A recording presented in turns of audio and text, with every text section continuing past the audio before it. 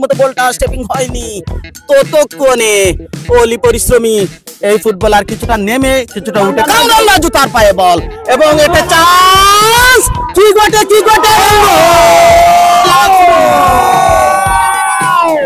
তিনজন মিলে একটা গোলের সম্ভাবনা তৈরি করেছেন কামরান রাজু এবং 17 নম্বর জার্সিধারী ফুটবলার জুবায়ের এবং শেষ পর্যন্ত ফিনিশিংটা করলেন আফরোজ।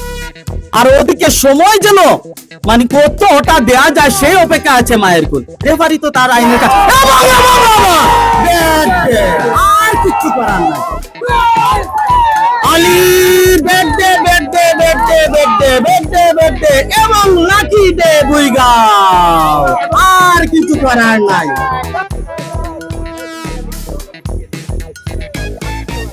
ওনারা কি কে বাপান্ত থেকে আক্রমণ, একটা সুযোগ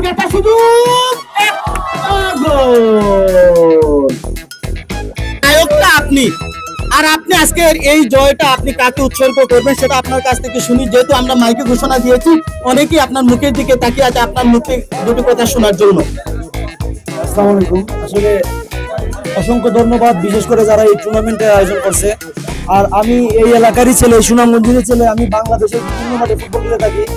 আসলে আজকে আমি খেলার কথা না, আপনারা তো জিয়া ভাই বলছেন যে আসলে আমার একটা কন্যা সন্তান হয়েছে, সবাই আমার মেয়ের জন্য দোয়া করবেন। আর এটা হচ্ছে আমাদের আত্মীয় টিম, এলাকার টিম। আমার আজকে মাঠে মনে করছি যে এলাকার খেলা, আমি গেলে সবাই আসলে খুশি হবে, আনন্দিত হবে। আমি আসলে সবার জন্য আসছি, আর সবাই আমার জন্য, আমার মেয়ের জন্য দোয়া করবেন। থ্যাংক ইউ, অনেক ধন্যবাদ।